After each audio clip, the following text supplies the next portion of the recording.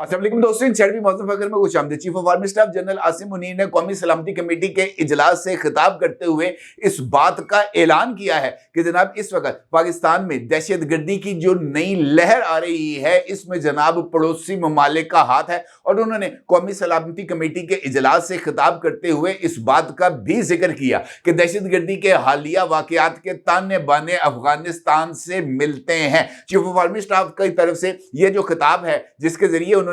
कौमी सलामती कमेटी के शुरका को आगाह किया, यह खिताब तकरीबन 50 मिनट तक जारी रहा। और इस खिताब में आर्मी चीफ की तरफ से दहशत गर्दी के हालिया वाकयात के ऊपर तफसील से रोशनी डाली गई, मुख्तलिफ वाकयात के हवाले से आगाह किया गया और मुख्तलिफ इवेंट्स की बारीकियों से भी आगाह किया गया। और इस बात से भी कौमी सलामती कमेटी के शुरका को आगाह किया गया कि इस साल जनवरी से लेकर मार्च तक ये इब्तदाई पहली सहमाही के अंदर ये जो टारगेटेड बेस ऑपरेशन थे, जो कि ऑपरेशन अज़्म इस्तेहकाम के तहत चलाए गए, इसमें भारी तादाद के अंदर ये जो मुल्क दुश्मन अनासर की कार्रवाइयां थी, इनको जो है नाकाम बनाया गया। लेकिन इसके बावजूद भी चंद एक ऐसे वाकयात हुए हैं, जिसमें बन्नू का वाकया है और जाफर एक्सप्रेस का वाकया है, नौशकी का वाकया है। ये चंद एक ऐसे वाकयात हैं जो कि पाकिस्तान के इस्तेहकाम को खतरे में डालने के मुतरादिफ हैं। और इस बात से भी शुरका को आगाह किया गया कि मुख्तलिफ एक्टिविटीज के अंदर, मुख्तलिफ टारगेटेड बेस ऑपरेशंस के अंदर जो दहशत गर्दों से मुबैना तौर पर असलहा बरामद हुआ है, वो गैर मुल्की साख्ता असला है।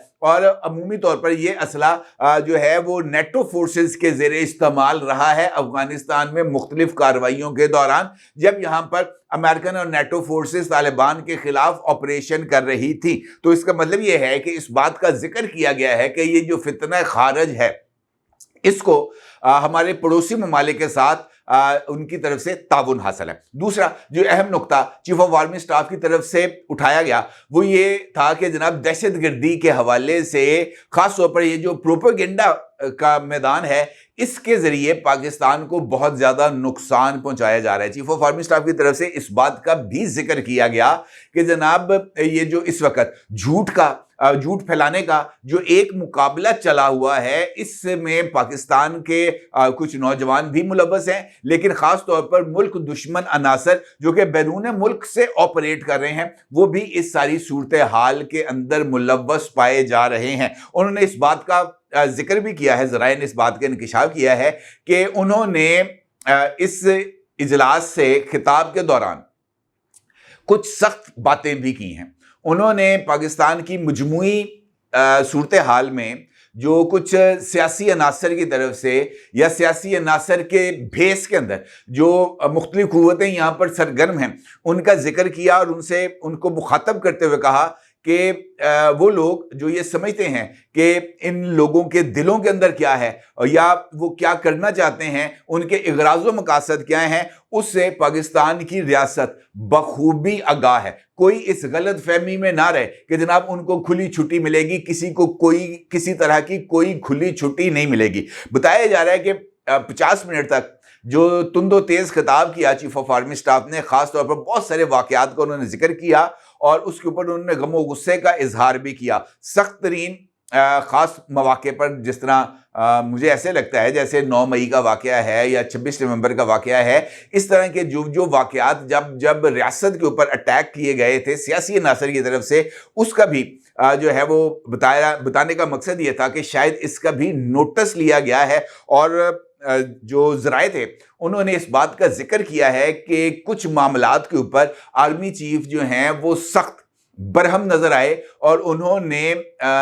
कुछ इस तरह के जेस्चर्स भी दिए हैं अपनी इस ब्रीफिंग के दौरान, जो मुमकिना तौर पर एक बहुत बड़े क्रैक डाउन की तरफ इशारा दे रहे हैं। ख़ास तौर पर ये जो डिजिटल प्लेटफॉर्म्स के ज़रिए जो झूठ को स्प्रेड किया जा रहा है, प्रोपेगेंडा को स्प्रेड किया जा रहा है। और इस बात का भी जिक्र किया गया कि जनाब मुख्तलिफ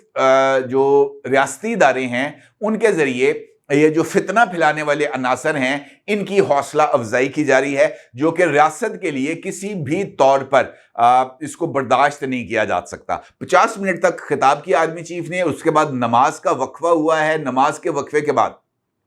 कौमी सलामती कमेटी का इजलास दोबारा शुरू होगा और इंटेलिजेंस اداروں کے جو سربراہ ہیں وہ بھی اس موقع پر موجود ہیں، اور اس نماز کے وقفے کے بعد جو فلور ہے انٹیلیجنس اداروں کی بریفنگ کے بعد اس کو اوپن کر دیا جائے گا، اور اس کے بعد پولیٹیکل لیڈرشپ براہ راست جو ہے وہ ملٹری لیڈرشپ کے ساتھ سوال و جواب کرے گی۔ البتہ جو انکشاف ہے وہ یہی ہے کہ جو سخت ایکشن ہے اس کے لینے کے اوپر پاکستان کی ملٹری لیڈرشپ یکسو بھی ہے، اور اس بات کا